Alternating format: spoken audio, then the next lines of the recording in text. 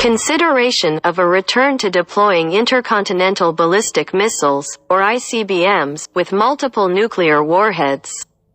The U.S. Air Force's LGM-30G Minuteman III ICBMs have this capability. But operational examples are presently only loaded with one warhead due to arms control agreements with Russia. The plan has been that the service's future LGM-35A Sentinel ICBMs will also only have a single warhead for the same reasons. U.S. Strategic Command, STRATCOM, Boss Air Force General Anthony Cotton highlighted the importance of looking into returning to deploying ICBMs with more than one warhead, also known as a Multiple Independently Targetable Reentry Vehicle, MIRV configuration, while testifying before members of the Senate earlier today. STRATCOM oversees the U.S.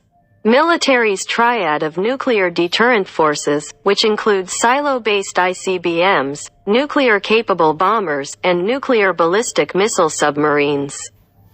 I do believe that we need to take serious consideration in seeing what uploading and re-MIRVing the ICBM looks like. And what does it take to potentially do that? Cotton told the assembled members of the Senate Armed Services Committee. Cotton was responding to a question about which of the 81 recommendations in a report from the Congressional Commission on the Strategic Posture of the United States that was published last year he felt deserved prioritization.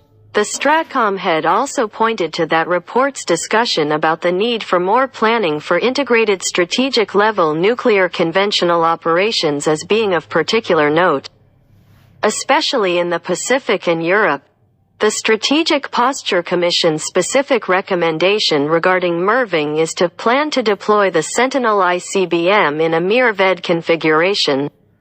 The Air Force has previously disclosed that the Sentinel ICBM design allows for a MIRV configuration, should a decision be made to deploy the missiles in this way. However, the present plan is that each LGM-35A ICBM will be loaded with a single W-87-1 nuclear warhead inside a Mk-21A re-entry vehicle when they enter service, which is expected to start in the 2030s. It is unclear what the W-87-1's exact yield is, but the original W-87 warhead has a reported baseline yield of 300 kilotons. W-87's second stage is understood to be modifiable to increase the weapon's yield to 475 kilotons. This is in line with the current configuration of the 400 LGM-30G Minuteman IIs that the U.S. Air Force has deployed now and that the Sentinels are set to replace on a one-for-one basis. Each LGM-30G either has one W-87 warhead in a Mk-21 re-entry vehicle or a single W-78 in a Mk-12A re-entry vehicle. The older W-78 has a reported yield of around 335 kilotons. When the Minuteman III first entered service in 1970, it had a MIRV configuration with 3 W-62 warheads. Those were subsequently replaced by the W-78s.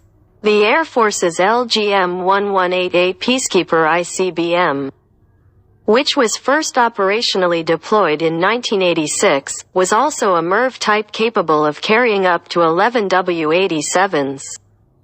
A payload bus from a decommissioned LGM-118A Peacekeeper ICBM now on display at the National Museum of the United States Air Force with 10 mock re-entry vehicles. Successive U.S.-Russian arms control agreements led to the LGM-118 as being removed from service in 2005 and the total number of warheads in each of the remaining LGM-30 gigaseconds being reduced to 1. The W-87s now used on Minuteman IIs also came from decommissioned peacekeepers. The U.S. Air Force has fired MIRV Minuteman IIs without live nuclear warheads as part of routine testing in recent years, demonstrating that those missiles retain that capability. A MIRV configuration not only increases the total number of targets that a single missile can strike, but also complicates things for enemy defenders by increasing the volume of threats they have to contend with. Modern ICBMs typically carry decoys, also known as penetration aids, and have other countermeasures to make detection, discrimination, and any attempted intercepts of the missile and/or the re-entry vehicles it releases even more complex.